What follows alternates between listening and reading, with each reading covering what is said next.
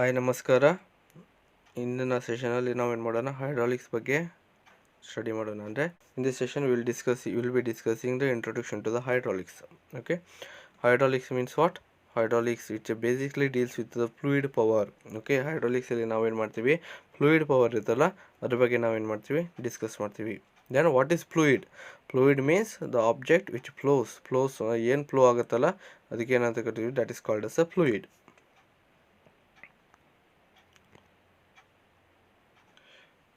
Next, what is hydraulics?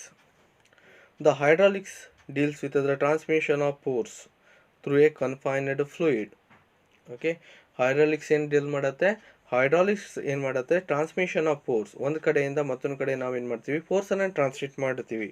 Okay, with the help of confined ಬಗ್ಗೆ ಅಂದರೆ ಒಂದು ಕಂಟೈನರಲ್ಲಿ ಲಿಕ್ವಿಡನ್ನು ಕ್ಲೋಸ್ ಮಾಡಿಬಿಟ್ಟು, ಒಂದು ಫ್ಲೂಯಿಡನ್ನು ಕ್ಲೋಸ್ ಮಾಡಿಬಿಟ್ಟು, with the help of that liquid we are going to transmit the power from one place to another place. Here we are going to use the properties of the fluid. Okay, ಇಲ್ಲಿ ನಾವು ಫ್ಲೂಯಿಡ್ಗೆ ಏನಿರುತ್ತೆ, ಬೇರೆ ಬೇರೆ properties ಇರುತ್ತೆ. ಆ ಪ್ರಾಪರ್ಟೀಸನ್ನು ನಾವು use ಮಾಡ್ಕೊಂಡ್ಬಿಟ್ಟು ನಾವೇನು ಮಾಡ್ತೀವಿ, we are going to transmit, we are going to use these properties, different types of the fluid properties. It may be density or it may be compressibility, like that fluid processes some properties, right, that we are going to use. ಫ್ಲೂಯಿಡ್ಗೆ ಏನಿರುತ್ತೆ, ಬೇರೆ ಬೇರೆ properties ಇರುತ್ತೆ, ಅದನ್ನು ನಾವು ಏನು ಮಾಡ್ತೀವಿ, use ಮಾಡ್ಕೊಂಡ್ಬಿಟ್ಟು transmit ಮಾಡ್ತೀವಿ. If you are not aware of the fluid property, please go to the video link given below. Next, what is the basic idea behind the hydraulics? Hydraulics ಏನು ಕಲಿತಿದ್ದೀರಲ್ಲ ಅದರ ಹಿಂದುಗಡೆ ಇರೋ ಐಡಿಯಾ ಏನು, ಅದ್ರ ಬಗ್ಗೆ ಸ್ವಲ್ಪ ನೋಡೋಣ.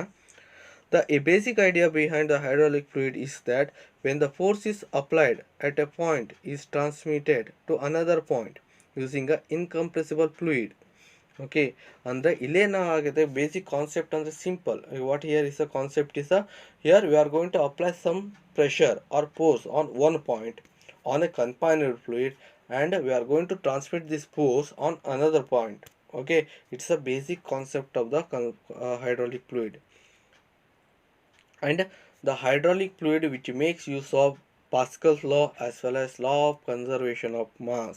Okay, if you don't aware of this Pascal's law and law of conservation of mass, the link is given below, please go through it. Okay, ನೀವು ಏನು ಮಾಡ್ತೀರಾ, ಇಲ್ಲಿ ಹೈಡ್ರಾಲಿಕ್ ಫ್ಲೂಯಿಡ್ ಏನು ಯೂಸ್ ಮಾಡತ್ತಲ್ಲ ಅದೇನು ಮಾಡುತ್ತೆ, ಬೇಸಿಕ್ ಪಾಸ್ಕಲ್ಸ್ ಲಾ ಮತ್ತು ಲಾ ಆಫ್ ಕನ್ಸರ್ವೇಷನ್ ಮಾಸನ್ನು ಏನು ಮಾಡುತ್ತೆ, ಯೂಸ್ ಮಾಡ್ಕೊಳ್ಳುತ್ತೆ. ಗೊತ್ತಿಲ್ಲದಿದ್ರೆ ಲಿಂಕನ್ನು ಕೆಳಗಡೆ ಡಿಸ್ಕ್ರಿಪ್ಷನಲ್ಲಿ ಕೊಟ್ಟಿದ್ದೀನಿ, please go through it. Okay, ನಾವು we see how the hydraulic system works. Okay, here basic concept I have shown here. ಇವಾಗ ನಾವೇನು ಮಾಡೋಣ, basic concept of the hydraulic ಸಿಸ್ಟಮನ್ನು ನೋಡೋಣ ಹೇಗಿರುತ್ತೆ ಅಂತ. When you apply the force on one side, the liquid present in that container starts to flow from one side to another side. Okay, and it affords the force on another side and lever on another side makes to lift. Okay, makes to lift. This is the basic concept or basic idea of the hydraulic fluid. ಏನಾಗುತ್ತೆ ಇಲ್ಲಿ, ನೀವೇನು ಮಾಡ್ತಿದ್ದೀರಾ, ಒಂದು ಕಡೆ ಫೋರ್ಸನ್ನು apply ಮಾಡ್ತಿದ್ದೀರಾ, container liquid ಏನಿರುತ್ತೆ ಒಂದು ಕಡೆಯಿಂದ ಮತ್ತೊಂದು ಕಡೆ ಏನಾಗುತ್ತೆ, ಟ್ರಾನ್ಸ್ಮಿಟ್ ಆಗುತ್ತೆ.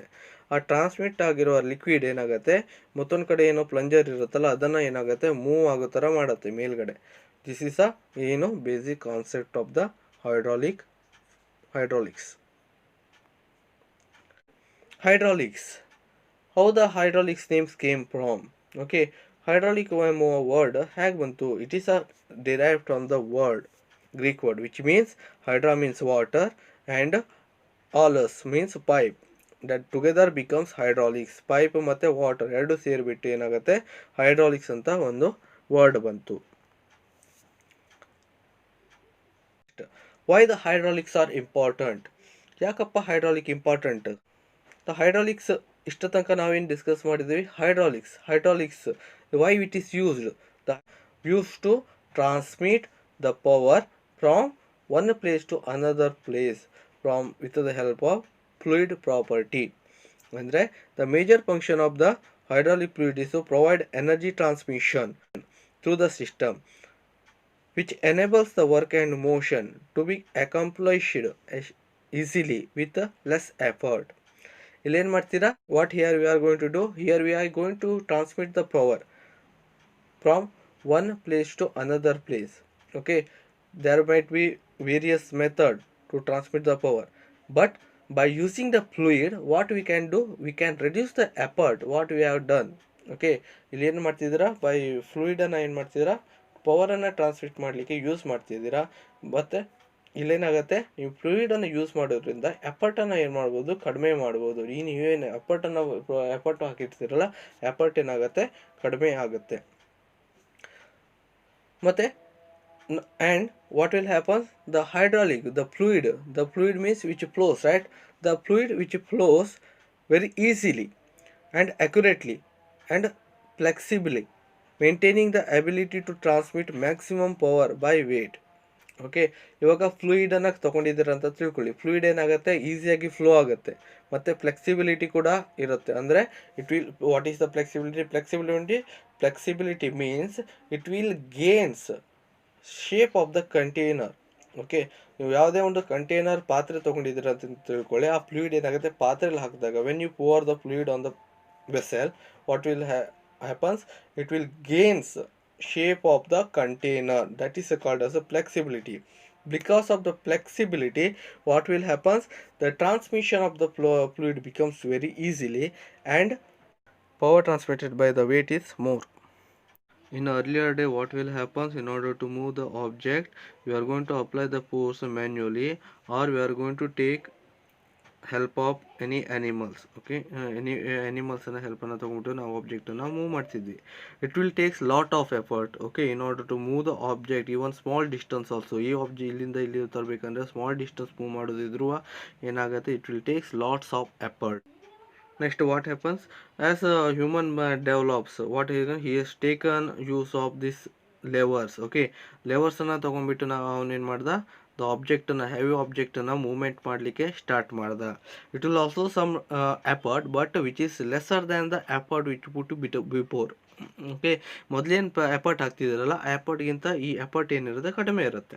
Okay, which is also can be reduced. ಈ ಎಫರ್ಟ್ ಏನು ಹಾಕಿರ್ತಿರಲ್ಲ, ಈ ಎಫರ್ಟನ್ನು ನಾವೇನು ಮಾಡ್ಬೋದು, which can also reduce by using the hydraulic system. By using the hydraulic system, ಈ ಸಿಸ್ಟಮನ್ನು ನಾವು ಏನು ಮಾಡ್ಬೋದು, ಹೈಡ್ರಾಲಿಕ್ ಸಿಸ್ಟಮನ್ನು ಯೂಸ್ ಮಾಡ್ಬೋದು. ಈ ಎಫರ್ಟ್ ಏನಾಗ್ತಿರಲ್ಲ ಅದನ್ನು ಕಡುವೆ ಏನು ಮಾಡ್ಬೋದು, ಸ್ಮಾರ್ಟಾಗಿ ಏನು ಮಾಡ್ಬೋದು, ರೆಡ್ಯೂಸ್ ಮಾಡ್ಬೋದು.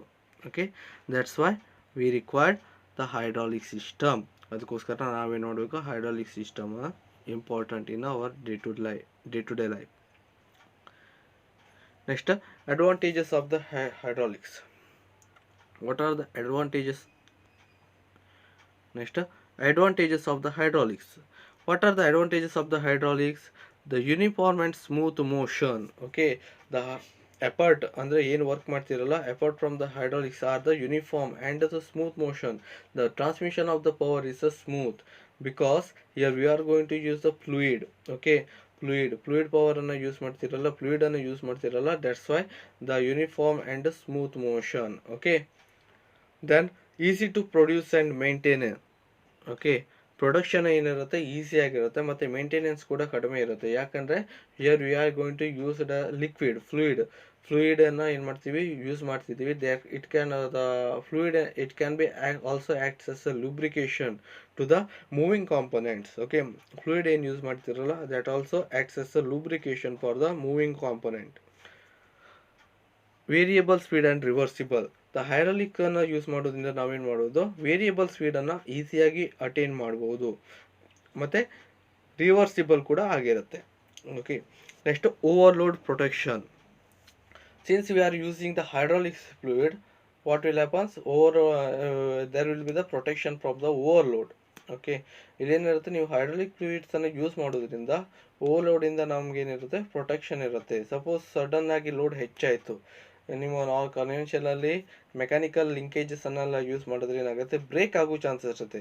Okay, suppose load is increased suddenly, suppose you are using the any mechanical levers or some other linkages, there will be chances of breakdown of that leverage or linkages, but it is not in the case situation in the hydraulics. Then power to weight ratio is high. Okay, power to weight ratio, that means the power transmitted per unit volume of the hydraulic fluid is a high compared to other mechanical linkages. Next, we'll discuss about the hydraulics disadvantages of the hydraulic system. The hydraulic equipment are very expensive, quite expensive. ನೀವೇನು hydraulic system ಮಾಡಲಿಕ್ಕೆ hydraulic system ಬೇಕಾಗುತ್ತಲ್ಲ ಅದು quite expensive ಆಗಿರುತ್ತೆ. Leakage, okay, ನೀವು ಫ್ಲೂಯಿಡನ್ನು use ಮಾಡೋದ್ರಿಂದ there is a chances of leakage. Since you are using the fluid in the system, there is a chances of leakage. You need to change the hydraulic oil again and again. Okay, hydraulic ಆಯಿಲನ್ನು ಏನು ಮಾಡಬೇಕು, ಒಂದು time ಪೀರಿಯಡಲ್ಲಿ ಏನು ಮಾಡಬೇಕು, change ಮಾಡ್ತಾ ಇರಬೇಕು. Why? It contains some of the contaminations like chips, metallic chips ಎಲ್ಲ ಏನಿರುತ್ತೆ ಕಂಟೈನ್ ಆಗುತ್ತೆ.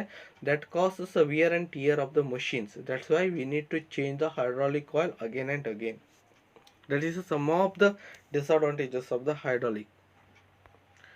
Then application of the hydraulic system, where we are going to use hydraulic system in industrial hydraulic trucks, okay, like earth mover, JCB, you might be seen. Okay, what may it make uses of hydraulics. Okay, earth movers ಎಲ್ಲ ಬರುತ್ತಲ್ಲ, JCB ಇರ್ಬೋದು, Hitachi ಇರ್ಬೋದು, ಅದರಲ್ಲೆಲ್ಲ ನೋಡಿರ್ತಾರಲ್ಲ, hydraulic systems ಅನ್ನ most common ಆಗಿ use ಮಾಡ್ತೀವಿ. ಅಲ್ಲೇನು ಮಾಡುತ್ತೆ, in order to lift the fork, what we are going to use, we are going to use fluid power. Pump ಮಾಡಿಬಿಟ್ಟು ಲಿಫ್ಟನ್ನು ಮೇಲಕ್ಕೆ ಬರೋ ಥರ ಮಾಡ್ಬೋದು. Okay, you are can get the any kind of the motion with help of the hydraulics. Next, power steering. In modern cars, we are going to get the power steering per car. ಹೌದಾ, ಕಾರ್ಗೆ ಏನಿರುತ್ತೆ, power steering ಇರುತ್ತೆ. ಅದರಿಂದ ನಮ್ಮದು effort ಏನಾಗುತ್ತೆ, ಏನು effort ಹಾಕಿರ್ತಾರಲ್ಲ ಅದು ಕಡಿಮೆ ಆಗುತ್ತೆ. ಅದೇ ಥರ ಹೈಡ್ರಾಲಿಕ್ಸ್ ಬ್ರೇಕ್ಸ್ ಕೂಡ ಬರ್ತಾ ಇದೆ. Next, power jacks. You might be seen, in order to lift the car, what we are going to use, you are going to use the jacks. Okay, like that conventional jacks, if you use the hydraulic jack, the effort will be the less. Next, braking system, already discussed. These are the some of the application of the hydraulics. Okay, let us continue the session in upcoming days. Please be connect with the channel. Thanks for watching. Don't forget to thumbs up. Thank you.